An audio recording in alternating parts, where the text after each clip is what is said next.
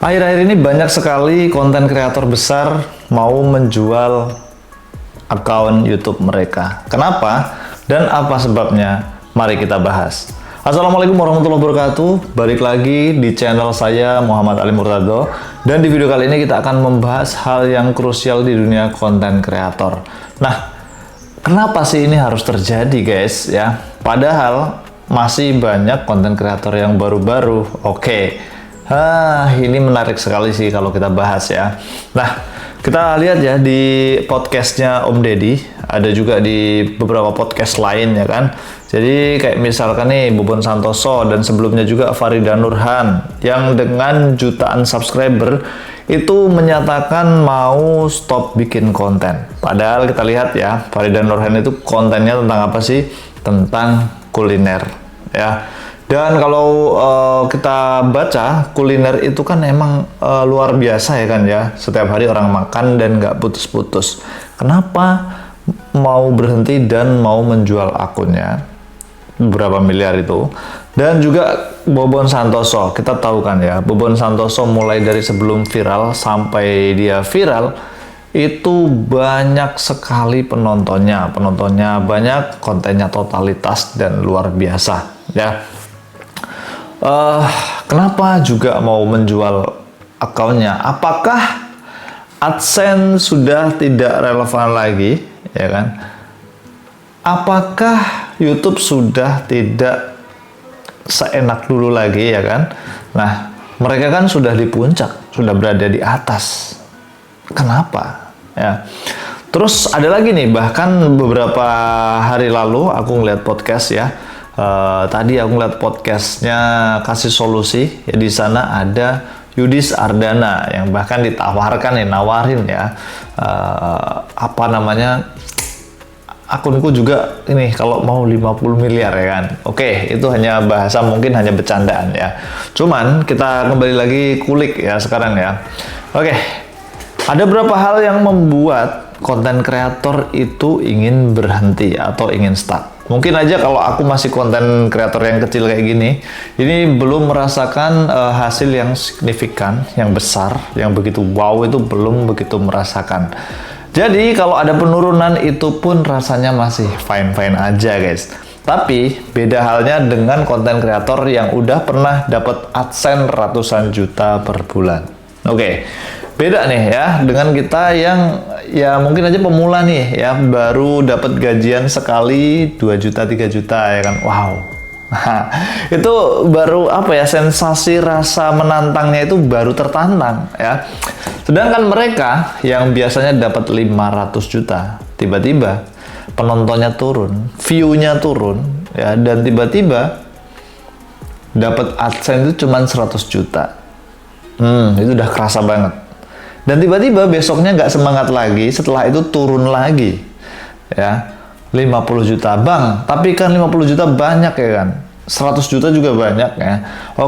Gini guys ya, untuk orang yang mendapatkan biasanya mendapatkan segitu terus turun, itu nggak masalah sih sebenarnya ya, biasanya, ataupun sebulan masih dapat 15 juta, itu masih fine-fine aja. Tapi kalau dia bikin kontennya sendiri, beda halnya kalau teman-teman itu bikin tim ya, atau sudah memiliki tim. Nah, kalau maintain tim itu beda lagi guys ya.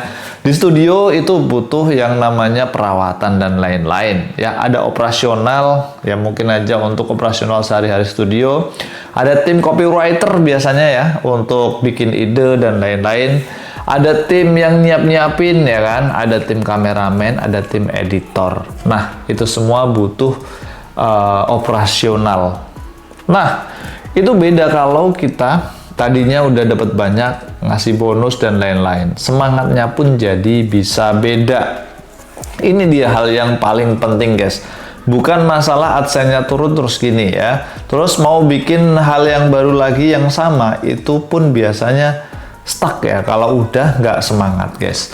Nah, ada beberapa hal ya yang bisa membuat perubahan seperti itu. Contohnya nih ya, Kayak misalkan nih ya, kayak konten kreator yang dulunya bikin sosial eksperimen, tiba-tiba dia bikin kehidupan menjadi wah, ataupun jalan-jalan, travel vlogger ya. Terus tadinya perubahan habit tersebut biasanya penonton akan berpindah juga ya, atau penonton juga bisa merasakan bosan dan ada hal baru nih ya, yang tadinya nontonnya ini ya, terus sekarang tiba-tiba suka podcast ya, itu bisa jadi guys. Nah seperti itu teman-teman. Nah hal yang kedua yang membuat konten kreator stuck dan ingin membuang ataupun ingin menjual channelnya, itu adalah mereka tidak beradaptasi kepada sistem terbaru. Ya contohnya nih ya, misalnya nih ya, konten kreator itu trending bagus ya kan, terus dia itu dapat penghasilan dari AdSense ya, terus dapat juga dari brand nih, misalkan ada brand masuk ya.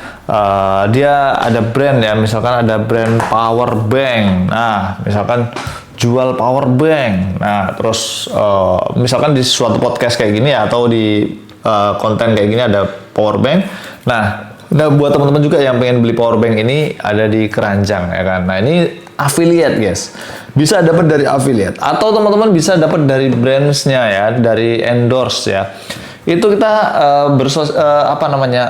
bisa dapat dari situ. Tapi sekarang itu nggak cuman itu ya, sekarang itu ada affiliate ya, terus banyak sekali ya, nggak cuman affiliate, ada hal-hal baru yang perlu dicoba dan perlu kita beradaptasi. Nah kalau kita nggak beradaptasi, kita tetap aja tentang ego kita, itu beneran kita bisa stuck di situ teman-teman ya.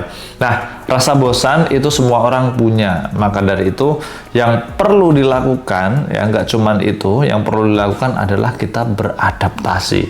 Nah jadi buat teman-teman gimana nih ya, konten kreator besar mereka mau turun gunung, mau jual akunnya ya, apakah itu kita ikuti atau bagaimana? Enggak ya, jawabannya bukan seperti itu. Nah buat konten kreator kecil itu mereka belum merasakan guys ya, mereka belum merasakan gajian ratusan juta ya, belum merasakan gajian puluhan juta. Mungkin baru pertama tiba-tiba dapat 5 juta itu udah seneng banget ya. Nanti dapat lagi 10 juta, dapat lagi 5 juta, 3 juta, itu nggak begitu kerasa hancur mereka turun seperti itu ya. Karena mungkin post production dan lain-lain itu masih dilakukan sendiri. Nah seperti itu untuk konten kreator kecil. Jadi buat konten kreator kecil yang masih produksi sendiri, masih pakai peralatan seadanya, itu nggak usah khawatir, lanjut aja ya. Jadi karena kesempatannya itu masih sangat bagus dan masih sangat banyak guys. Oke, jadi itu adalah salah satu alasannya ya teman-teman ya. Nah sekarang terus alasan yang terakhir ini adalah banyak sekali account ya baru ya. Banyak sekali akun-akun baru yang membuat membuat algoritma YouTube juga berubah. Contohnya nih ya, konten-konten yang terbaru atau akun-akun terbaru itu fokus pada short ya. Sekarang konten long itu tidak terlalu ditonton, tapi tidak semua ya. Ada podcast yang tetap ditonton oleh orang-orang guys. Nah, tetapi untuk short itu tetap memiliki energi baru sih ya. Dan kalau kita nggak beradaptasi dengan short, itu juga kita bakalan ketinggalan. So gimana buat konten kreator baru? Buat yang baru mau mulai ya, tetap lanjut aja bikin konten seperti biasa dan belajar dan terus belajar beradaptasi dengan jenis konten baru, dengan algoritma yang baru. Oke? Jadi kalian insya Allah kalau ngikutin tips-tips ini bisa berkembang nantinya. Terima kasih buat kalian sudah nonton video ini ya. Itu hanya opini guys ya, tapi yang benarnya itu ya masing-masing yang mengetahuinya. Terima kasih buat kalian sudah nonton video ini. Kita ketemu di video selanjutnya. Saya Heri, wassalamualaikum warahmatullahi wabarakatuh. See you next time.